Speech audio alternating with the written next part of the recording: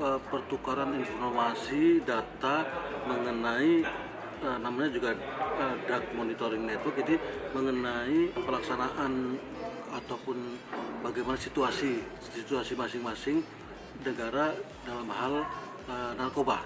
Hasil dari monitoring network tadi ini, ADM ini, untuk dilaporkan pada pertemuan ASOT, yaitu ASEAN Senior Official Meeting pada 14 September.